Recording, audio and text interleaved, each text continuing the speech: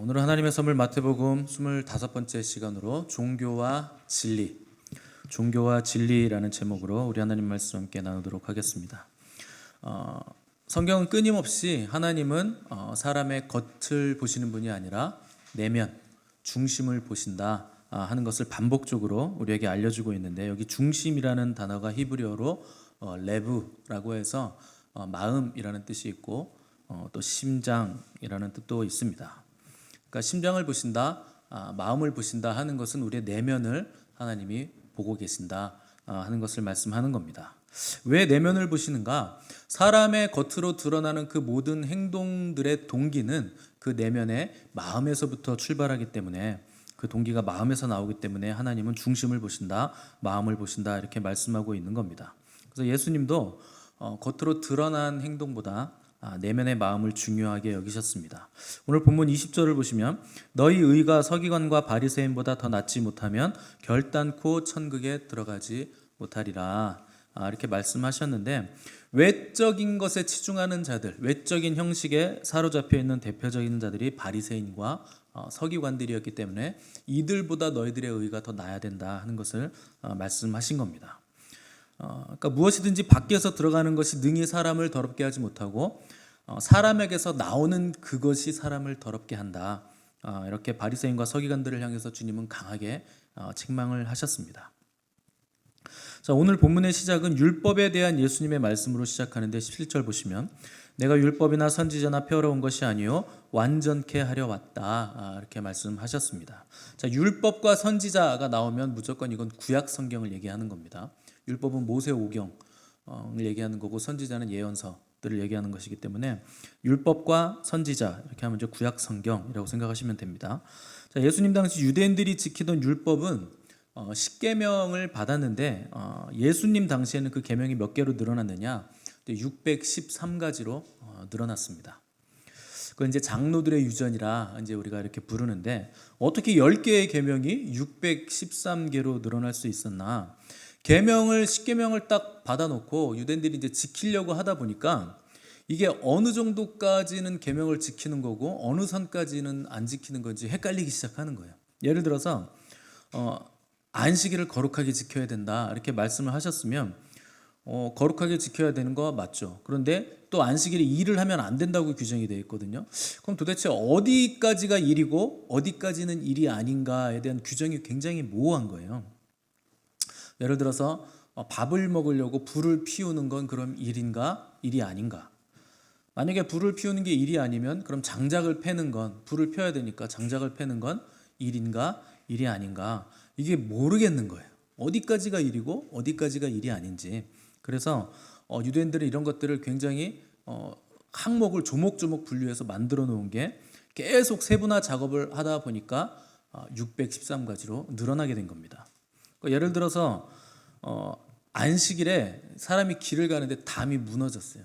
그 담이 무너져서 사람이 깔렸습니다. 그럼 여러분, 그 사람을 살려야 될까요? 말아야 될까요? 살려야 되겠죠. 우리 상식에선 당연히 살려야죠. 근데 유대인들은요, 딱 봤는데 얘가 꼴딱꼴딱 하는 게 아무래도 오늘 죽을 것 같아요, 안식일에. 그러면 살립니다. 근데 꼴딱꼴딱 정도는 아니에요. 대충 내일이라 한 3일 정도 더 살아있을 것 같아요. 그럼 살리면 안 돼요. 그 일이 되기 때문에. 이런 짓들을 하니까 예수님이 신랄하게 비판을 하시는 겁니다. 지금도 여러분 이스라엘 가보시면 호텔에서 묵잖아요. 그러면 안식일 딱 되면요, 엘리베이터 딱 타잖아요. 모든 층에 불이 다 들어와 있습니다. 이거 안 눌러요. 그 누르면 일이거든요, 안식일에는. 그래서 엘리베이터가 모든 층에 다 서도록 설정을 딱 해놓습니다. 그래서 집에 20층인 사람은 1층 내려갈 때 안 가는 게 낫죠. 그런 거는 차라리 그날은 그냥 집에만 있는 게 낫죠. 한참 걸리니까. 자, 아까 불 얘기를 했는데 안식일에는요, 불을 지피는 것 자체가 일입니다. 그래서 불 켜면 안 돼요. 그래서 안식일 전날에 유대인들은 먹을 것 음식을 다 해놓고 그 해놓은 거 가지고 안식일에 음식을 먹게 돼 있습니다. 자, 당시 이런 시대적 상황에서 예수님이 딱 등장을 하셨는데 예수님은 율법을요 죄다 어기시는 거예요. 그러니까 유대인들이 딱 보기에, 바리새인과 사두개인들이 보기에 율법 파괴자가 바로 주님입니다. 왜냐하면 주님은 안식일에도 병자를 고치셨거든요. 원래 안식일에는 죽는 상황이 아니면 병을 고치면 안 되는데 주님은 그냥 막 고쳐주시는 거예요. 거기다 주님의 제자들은 한술 더 떠서 안식일에 밀밭을 걸어가다가 밀을 싹 손으로 쓸어가지고 배고프니까 그걸 먹습니다. 먹을 게 없으니까 그걸 먹은 거죠. 그러니까 제자들도 유대인이기 때문에 당연히 안식일에 추수하면 안 된다는 거 알고 있죠. 그게 추수 행위니까. 그런데 왜 먹었을까요? 배고프니까 먹었죠. 굶어 죽게 생겼으니까. 또 아마 모르긴 몰라도 자기들 스승인 예수님께서 자유롭게 그걸 먹어도 좋다. 그리고 예수님도 드셨겠죠. 그러니까 종교인들이 보기에 이 예수님과 그분의 제자라고 하는 이 작자들은 율법을 전부 다 파괴하는 자들, 절대 메시아가 될 수 없는 사람이 예수라는 사람이라 라는 생각을 하게 되었고, 결국 그것 때문에 예수님을 십자가에 매달아서 죽게 만들기까지 한 겁니다. 자, 하나님께서 우리에게 율법, 계명이라고도 부르고 율법이라고도 부르는데, 이 계명을 주신 이유가 뭔가? 계명을 딱 던져주시고 이거 지키면 살아, 안 지키면 죽어. 무슨 오징어 게임 하듯이 금 밟으면 죽어. 이러라고 그 선을 주셨을까요? 민수기 5장에 보시면 이 의심의 소재라는 법이 나옵니다. 하나님 주신 법인데 내 아내가 간음을 한 것 같은 생각이 드는 거예요. 이게 근데 심증은 있는데 물증은 없어요, 남편이. 그럴 때는 의심의 소재를 드리는 법이 나옵니다. 어떻게 드리냐? 부인이 보리 가루를 가지고 가서 바칩니다. 그리고 성소 바닥에 있는 흙 바닥에 있는 티끌을 물에 타서 마시게 돼 있습니다.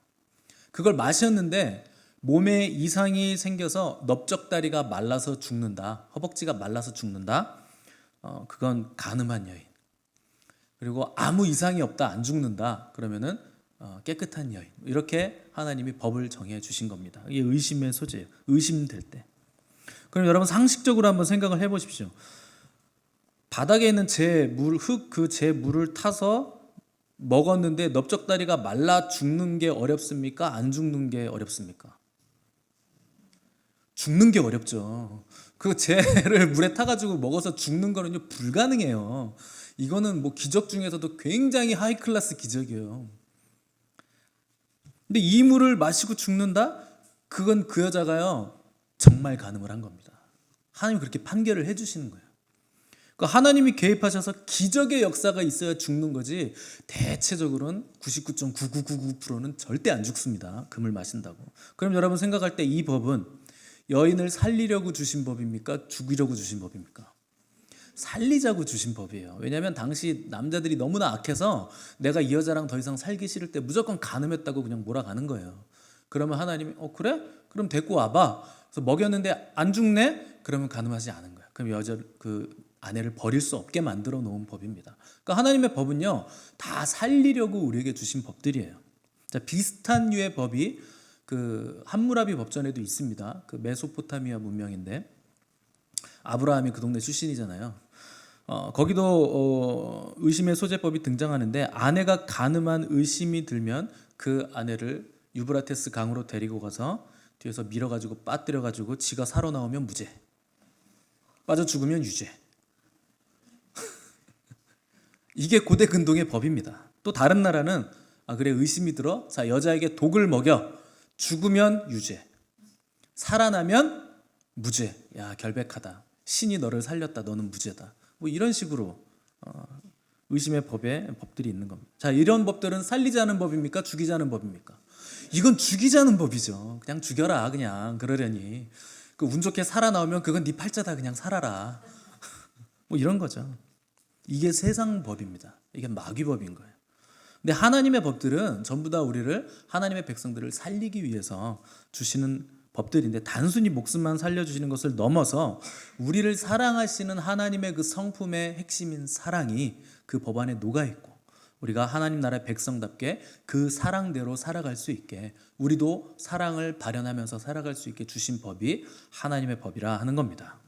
그래서 모세는 약속의 땅에 들어가는 광야 2세대에게 너희들이 가나안 땅에 들어가서 어떻게 살아야 되는 것을 유언처럼 당부를 했는데, 왜 그렇게 당부를 했는가? 광야 2세대는요 그 땅을 들어가서 차지하기만 하면 약속의 땅이 다 자기들이 될 것이라고 생각을 했습니다. 그런데 하나님의 법대로 경영하지 않으면 너희들 그 땅을 얼마든지 잃어버릴 수 있다, 다시 뺏길 수 있다 하는 것을 모르고 있는 거예요. 그러니까 모세가 신신당부를 한 겁니다. 우리 신명기 4장으로 한번 가보겠습니다. 모세오경. 구약 성경으로 가셔서 창세기, 출애굽기, 레위기, 민수기, 신명기 5번째 책입니다.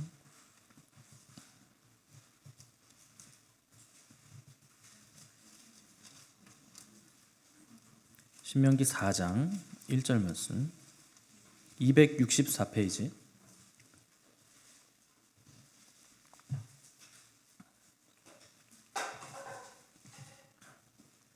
구약성경 264페이지 신명기 4장 1절 말씀.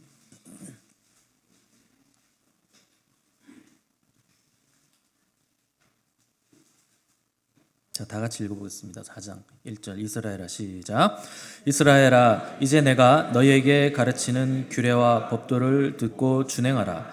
그리하면 너희가 살 것이요 너희 조상의 하나님 여호와께서 너희에게 주시는 땅에 들어가서 그것을 얻게 되리라. 아멘. 자, 이 말씀에 따르면 너희가 들어간다고 해서 땅을 얻게 되는 것이 아니고 너희에게 가르치는 규례와 법도를 듣고 준행하면 그때 너희는 비로소 그 땅을 얻을 수 있게 될 것이다. 이렇게 말씀하셨습니다. 그러니까 땅에 들어가기만 해서는 그 땅이 너희들의 소유가 될 수 없다. 너희들 누리지도 못할 것이다. 이 얘기를 하는 겁니다. 우리 5절에서 8절 말씀 한 장 더 넘겨서 읽어보겠습니다. 5절에서 8절 시작. 내가 나의 하나님 여호와께서 명령하신 대로 규례와 법도를 너희에게 가르쳤나니 이는 너희가 들어가서 기업으로 차지할 땅에서 그대로 행하게 하려 함인즉 너희는 지켜 행하라. 이것이 여러 민족 앞에서 너희의 지혜요 너희의 지식이라. 그들이 이 모든 규례를 듣고 이르기를 이 큰 나라 사람은 과연 지혜와 지식이 있는 백성이로다 하리라. 우리 하나님 여호와께서 우리가 그에게 기도할 때마다 우리에게 가까이 하심과 같이 그 신이 가까이 함을 얻은 큰 나라가 어디 있느냐. 오늘 내가 너희에게 선포하는 이 율법과 같이 그 규례와 법도가 공의로운 큰 나라가 어디 있느냐. 아멘. 자, 너희는 대단한 나라다. 왜냐하면 너희들의 지혜 가지고 아무리 나라를 운영을 해도 국정 운영을 해도 절대 운영이 안 된다. 참 지혜는 하나님의 법이다. 그러니까 너희들 머리 굴려서 살 생각하지 마라. 인간적인 생각으로 잣대로 판단하지 마라. 이렇게 얘기하면서 전쟁에서 승리하고 약속의 땅에 들어가는 것만이 능사가 아니라 전쟁을 통해 땅을 차지하는 것은 무력이지 그런 무력으로만 하면 안 된다. 너희는 그 땅을 다스릴 때 하나님의 법으로 다스려라. 얘기를 하는 겁니다. 그러면 다른 민족들이 너희를 보고 감동하게 될 거다. 저 백성은 단순히 힘만 센 게 아니구나. 다른 민족과는 비교할 수 없는 탁월한 법을 가지고 있구나.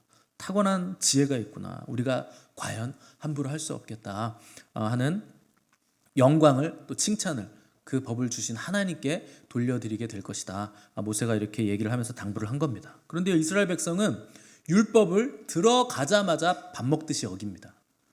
제대로 지킨 적이 거의 없어요. 율법은 두 가지가 있습니다. 하나는 지켜야 될 것, 또 하나는 하지 말아야 될 것. 그러니까 해야 될 것과 하지 말아야 될 것, 두 가지 부류가 있습니다. 그래서 그 아까 613가지의 장로 유전이 있다 그랬잖아요. 거기서 365가지가 아마 하지 말아야 될 거예요.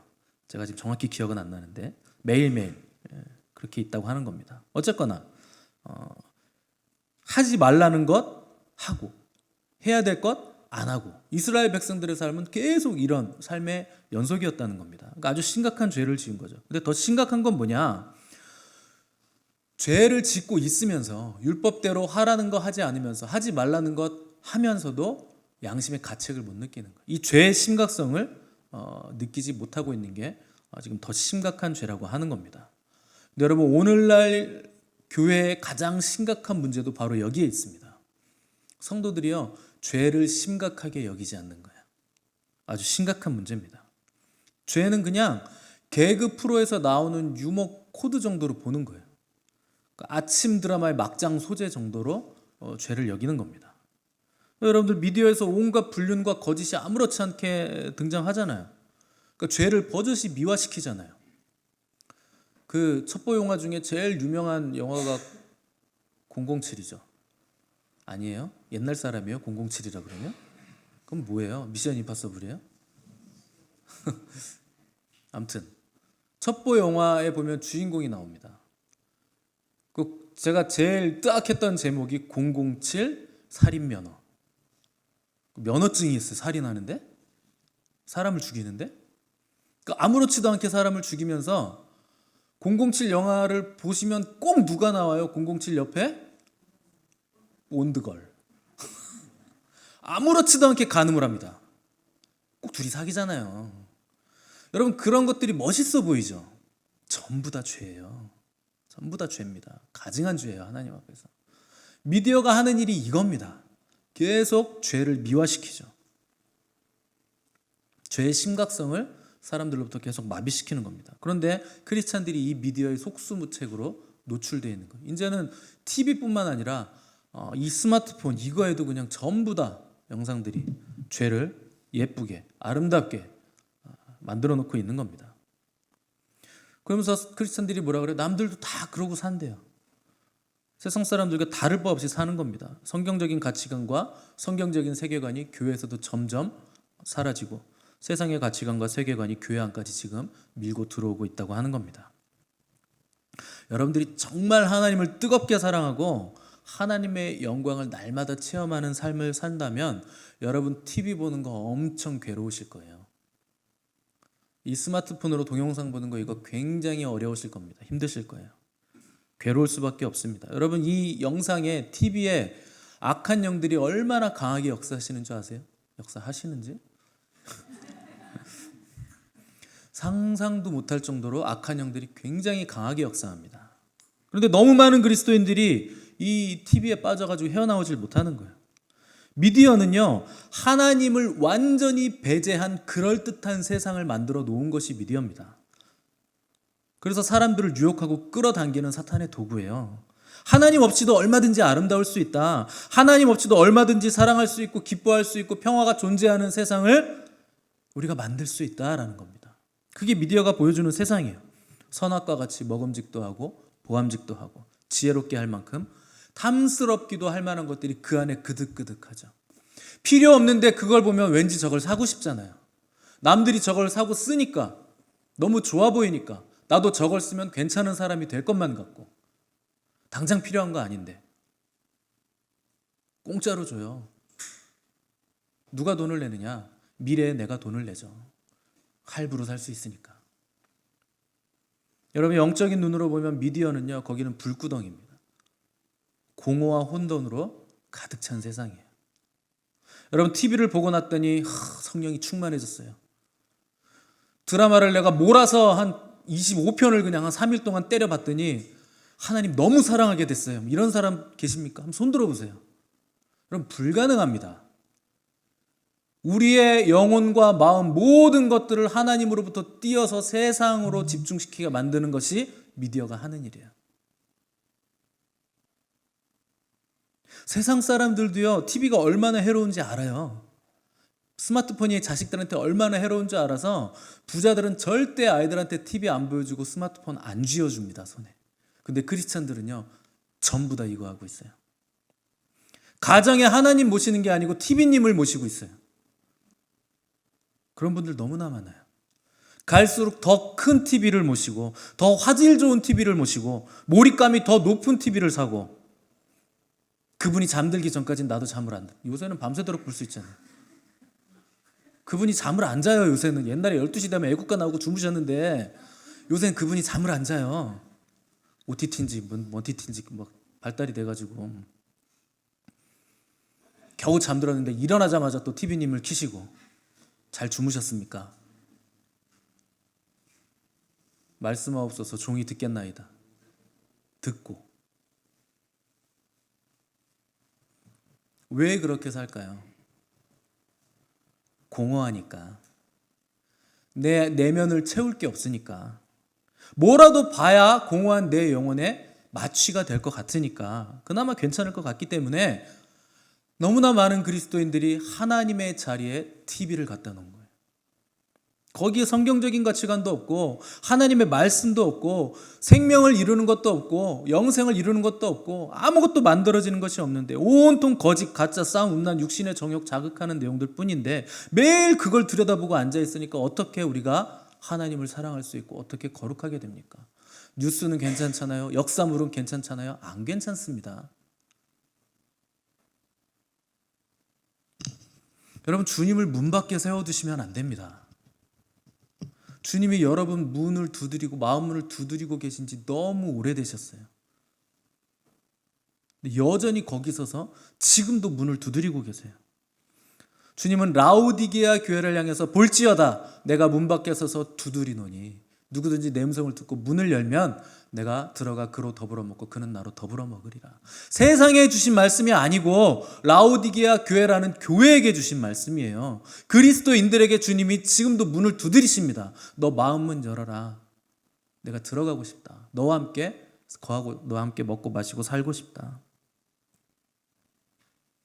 복음서에 보시면 한 부자 청년이 예수님께 나와서 질문하는 장면을 볼 수 있습니다. 이 부자 청년이 예수님께 선한 선생님이여 내가 어떻게 해야 영생을 얻겠습니까? 무엇을 해야 영생을 얻으리까? 이렇게 물어봅니다. 예수님이 대답하시기를 네가 계명을 안 하니 살인하지 말라, 간음하지 말라, 도적질하지 말라, 거짓 증언하지 말라, 속여 빼앗지 말라, 네 부모를 공경하라 하였느니라. 이렇게 대답을 하시죠. 그랬더니 부자 청년이 어깨가 으쓱 올라가면서 당당해지면서 선생님, 그런 것들은 제가 어려서부터 다 지켰습니다. 이렇게 대답을 했습니다. 당연하죠. 유대인들은 어려서부터 율법의 아들들이잖아요. 율법과 계명을 철저하게 다 지키기 때문에 별로 힘들지 않게 이런 것들 다 지켰을 겁니다. 근데 예수님이 결정적인 말씀을 딱 한마디 하면서 요구하시기를 내게 한 가지 부족한 게 있다. 너 가서 너한테 있는 거 재산 다 팔아서 가난한 자들에게 다 나눠주고 너는 나를 따라라. 그러면 하늘에서 보화가 너에게 있을 것이다. 너 나를 따라와라. 이렇게 말씀하시죠. 엄청난 도전을 하신 겁니다. 근데 그때 부자 청년의 반응에 대해서 성경은 그가 재물이 많은 고로 슬픈 기색을 띠고 근심하며 돌아갔더라. 예수 그리스도의 제자가 될 수 있는 절호의 기회였는데 자기가 가지고 있는 재물 때문에 그 기회를 잡지 못한 거예요. 그 집에 가서 근심만 하고 있는 거예요. 여러분들이라면 어떻게 하실 것 같습니까? 여러분들은 재산이 얼마쯤 있으세요? 근심할 만큼 있습니까? 이거 다 주기엔 너무 많은데 뭐 이럴 정도 있으세요? 얼마가 됐든지 간에 여러분들이 가진 재산을 다 팔아서 가난한 사람을 다 나눠주고 예수님 따르실 준비가 혹시 돼 있습니까? 예수님은 왜 이 부자 청년에게 왜 이렇게 무리해 보이는 요구를 하셨을까요? 돈이 필요하셨을까요? 야, 요새 재정이 좀 딸린다. 그래서 재정을 좀 확보하시려고 그랬을까요? 하나님은 돈이 필요 없으세요. 천지가 다 그분의 겁니다. 다만 이 청년이 자기 입으로 말한 나는 어려서부터 이 모든 계명들 613가지가 되는 모든 계명들 다 지켰습니다. 그런데 그 율법 조항들 다 지키고 하나님의 계명에 순종했던 그 순종의 마음의 동기는 철저하게 자기중심적이었던 거예요. 내가 영생 얻으려고, 내가 복 받으려고, 내가 잘 되려고, 내가 지옥 가지 않으려고 철저하게 하나님 중심이 아니라 자기중심적으로 계명들을 지켜왔기 때문에 예수님께서 도전을 하신 겁니다. 여러분, 율법의 핵심을 쪼리면 딱 두 가지 결론이 나오죠. 첫 번째는 하나님을 사랑하는 것, 두 번째는 내 이웃을 사랑하는 것. 근본적으로 우리가 하나님의 백성들이 율법을 왜 지킬까요? 하나님을 사랑하기 때문에. 근데 부자 청년은 하나님과 이웃을 사랑하는 마음이 아니라 영생 얻으려고, 지옥 가지 않으려고 지킨 거예요. 근데 오늘날 교회에서 이와 같은 자세로 신앙생활 하시는 분들이 너무나 많습니다. 하나님 사랑하지도 않으면서 예수님 좋아하지도 않으면서 단순히 지옥불이 너무 뜨거울 것 같으니까 거기 영원토록 살아야 된다고 하니까 교회 다니시는 분들은요, 근심하며 집으로 돌아간 부자 청년과 같이 일생 고민하고 근심만 하는 거예요. 더 하나님께 나아갈까 말까. 올인할까 말까 줄다리기만 하고 있는 거예요. 여러분들은 주님이 다시 오신다고 하면 기쁘십니까? 내가 살아있을 때 그분이 오신다고 하면 여러분, 와, 나 살아있을 때 주님이 오신대. 대박, 너무 기뻐. 이런 마음이 드십니까? 아니면 아직 오시면 안 되는데, 준비가 아직 안 되는데, 나 아직 장가도 못 가는데, 시집도 못 갔고, 하고 싶은 일이 너무 많은데 주님 조금 더 이따 오셔야 됩니다. 이런 생각을 하시나요? 여러분, 내가 살아있을 때 주님 오시는 게 기쁘지 않은 사람이 죽은 뒤에는 무슨 방법으로 어떻게 주님을 뵈려고 그러십니까? 구원받았다고 하면서 주님이 나의 구주십니다 입으로 고백은 하면서 지금 주님 오시는 게 기쁘지 않으면 지옥불이 뜨거울 것 같아서 나 천국 가기를 원해요 라고 원한다면 여러분들에게 하나님은 어떤 분이신 거예요? 더 근본적인 질문은 이겁니다. 여러분들은 하나님을 사랑하지도 않고 좋아하지도 않으면서 왜 천국 가려고 그럽니까? 하나님이 천국에 계신데 거기 왜 가려고 그러시는 거예요? 천국은 하나님 계신 곳이에요. 우리 주님이 계신 곳이에요. 거기 가면 그분과 영원히 함께 살아야 돼요. 거기 있어야 됩니다. 근데 습관적으로 죄 지으면서 밥 먹듯이 거짓말하면서 하나님 그분의 빛난 영광, 그 찬란함, 그 어미하심과 거룩하심 앞에서 여러분 어떻게 영원의 삶을 거기서 견딜 수 있다고 생각을 하시는 겁니까? 불가능합니다. 불가능해요. 하나님 사랑하지 않으면서 천국을 어떻게 갑니까? 왜 가시려고 합니까? 뜨거워서요? 예수님은요, 너희 의가 서기관과 바리새인보다 더 낫지 못하면 결단코 천국에 들어가지 못하리라. 이 말씀은 진리의 말씀입니다. 서기관과 바리새인은요, 이 땅에서 율법을 가장 괜찮게 잘 지키는 엘리트 종교 그룹이에요. 우리 같았으면 그때는요, 감히 쳐다보지도 못할 위치, 그 수준에 있는 사람들입니다. 근데 그들을 향한 예수님의 진단은 뱀들아, 이 독사 새끼들아, 너희가 어떻게 지옥의 판결을 피할 수 있겠느냐. 독사 새끼라는 건 뭡니까? 마귀의 자식들, 입으로 독을 뿜어내는 자들. 이 사람들은요, 주님을 향해서도 저가 귀신의 힘을 이미 힘입어서 병을 고치고 있다. 귀신의 왕 바알세불의 힘을 힘입어서 지금 고치는 거다. 모세 율법을 폐하는 자다. 이렇게 독을 내뿜었어요. 아마 한국교회 예수님이 오셔서 지금 사역하신다고 해도 예수님 보고 이단이라 그럴 거예요. 병 고치시고 악한 영 쫓아내시고 천국 복음을 선포하시고 이상한 가르침을 전한다고 할 거예요. 주님은 그들에 대해서 뭐라고 말씀하셨느냐? 오늘 본문에서 내가 율법이나 선지자를 폐하러 온 줄로 생각하지 말라. 폐하러 온 것이 아니요 완전하게 하려 함이라. 진실로 너에게 이르노니 천지가 없어지기 전에는 율법의 1.1획도 결코 없어지지 아니하고 다 이루리라. 이렇게 말씀을 하셨습니다. 자, 이 말씀에 몇 가지 의미가 있는데 첫 번째, 율법과 선지자, 구약 성경은 완전하신 하나님의 말씀이라 하는 뜻이 있습니다. 근데 불완전하게 느껴지는 이유는 사람이 불완전하기 때문에 불완전하게 느껴지는 것이지 하나님의 율법 말씀 자체는 완전합니다. 완벽한 하나님의 말씀입니다. 자, 두 번째, 폐하려 함이 아니라 완전하게 하려 함이라는 것은 구약 성경의 뜻과 예수님의 뜻이 정확하게 일치하고 있다는 뜻입니다. 어떤 사람들은요, 신약 시대에는 구약의 말씀이 필요하지 않다고 주장을 합니다. 지금은 율법의 시대가 아니라 은혜의 시대이기 때문에 율법이 폐하여졌다 이렇게 자꾸 얘기하시는데 절대 그렇지 않습니다. 구약에 기록된 모든 율법은 오늘 예수님에 의하면 1.1회까지 다 지켜 행해야 되는 말씀이에요.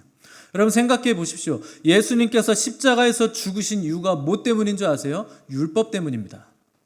구약의 율법 때문에 죽으신 거예요. 왜냐하면 죄의 삭은 사망이라고 율법이 기록하고 있기 때문에 죄는 반드시 죽음의 대가를 치러야 된다고 구약의 율법이 명시하고 있기 때문에 예수님이 우리의 죄 때문에 십자가에서 율법에 의거해서 죽으신 거예요.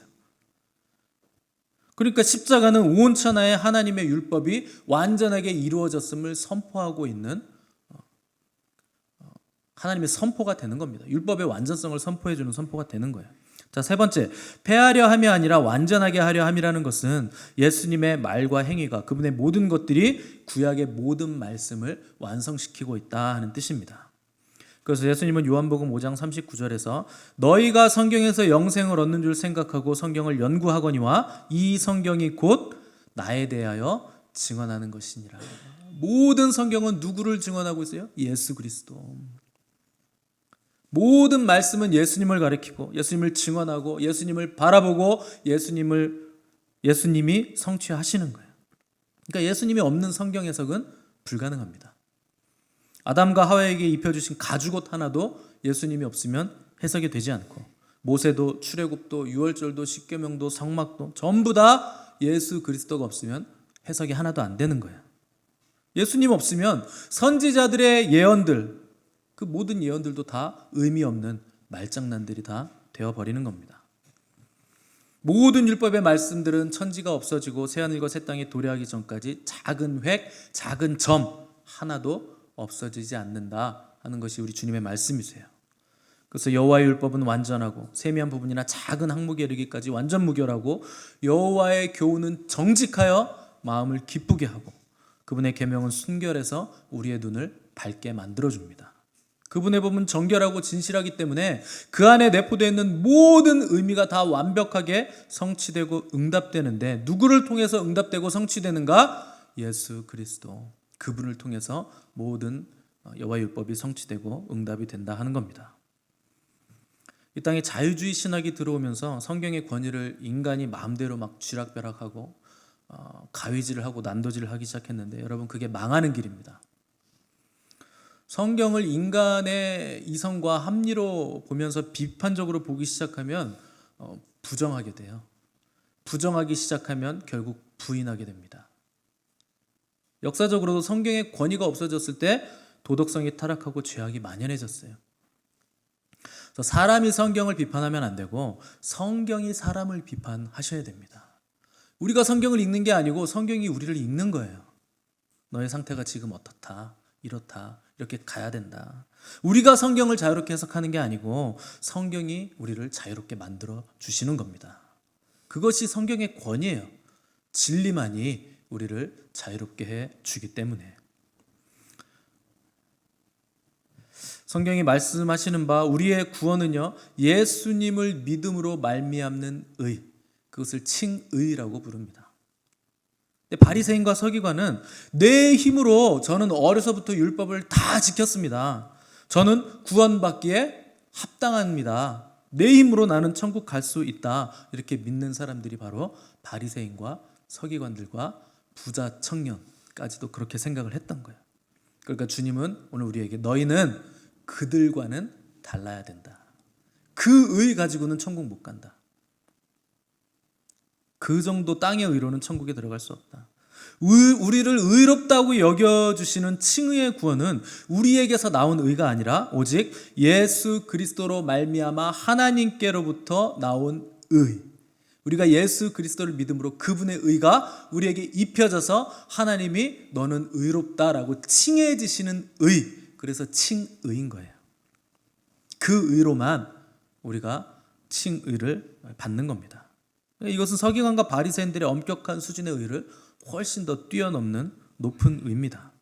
이 칭의의 구원을 받은 사람은 거기서 멈추지 않습니다. 어디까지 가느냐? 삶의 자리에서도 거룩하고 정결하게 살아가는 성화의 구원을 이루어 가게 되는 것이고 그런 사람들이 결국 영광을 입어서 영화의 구원까지 이르게 된다 하는 것이 성경의 가르침입니다. 그러니까 구원은요 시제가 하나만 있는 게 아니에요. 과거에 받은 구원이 있고 지금 이뤄가는 구원이 있고 앞으로 받게 될 구원이 있는 겁니다. 이 모든 구원의 이 서정이 하나로 묶여야 완전한 구원에 이르는 것이지 내가 과거에 예수 그리스도를 믿어서 칭의는 받았는데 현실의 삶은 죄를 밥 먹듯이 짓고 거짓말하고 거룩하지 않게 살면 성화의 구원이 무너지게 되면서 구원 자체가 완전히 무너져 버리는 거예요. 그 사람은 구원받지 못하는 겁니다. 성화, 거룩한 구원의 과정이 없으면 영화로 나아가지 못하는 거예요. 마귀가 땅에서 그럴듯하게 만들어 놓은 것이 바로 종교입니다. 기독교는요 종교가 아니에요. 진리입니다. 이거 아니면 죽는 거예요. 이거 아니면 다 지옥 가는 겁니다. 종교는 겉에 치중하게 만드는 거예요. 마음의 숨은 동기를 드러내는 것은 종교가 아니라 진리입니다. 진리의 말씀이 우리에게 빛을 비추면 우리 마음의 숨은 동기들이 다 드러나는 거예요. 때문에 우리는 지킬 만한 것보다 더욱더 우리의 마음을 지켜야 되는 그 싸움을 해야 되는 겁니다. 왜요? 하나님은 우리의 마음을 보시기 때문에, 중심을 보시기 때문에. 그런데 마음속 생각은 가만히 놔두면 끝도 없이 여기저기 떠다녀요. 어디까지 간다고요? 지옥까지 떠가요. 지옥까지 흘러갑니다. 여러분, 놔두시면 안 돼요. 마음을 말씀으로 마음을 다잡고 기도로 방향성을 설정하셔야 됩니다. 부부가 사랑하는 배우자에게 생각을 고정하지 못하고 이 사람 저 사람 기웃거리듯 마음과 생각이 고정되지 않으면 하나님을 떠나서 지옥 끝까지 가는 거예요. 유혹이란 뭡니까? 정착하지 못한 마음이에요. 그게 유혹이에요. 여러분, 하나님 외에 좋은 것 찾아다니지 마시기 바랍니다. 세상에 좋은 것 많죠.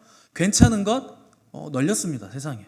근데 우리는 좋은 것 정도, 괜찮은 것 정도가 아니라 최고의 가치, 그것 아니면 안 되는 유일한 가치, 이것 아니면 다 죽게 되는 유일한 진리, 그걸 붙잡는 사람들이 돼야 되는 거예요. 그분이 바로 예수 그리스도세요. 그분을 깊이 생각하시고 그분을 바라보시고 그분을 붙잡으심으로 세상 썩어질 가치와 마귀의 유혹으로부터 마음과 생각을 지켜내시는 거룩한 삶을 사시는 저와 여러분 되시기를 간절히 바랍니다. 함께 기도하겠습니다.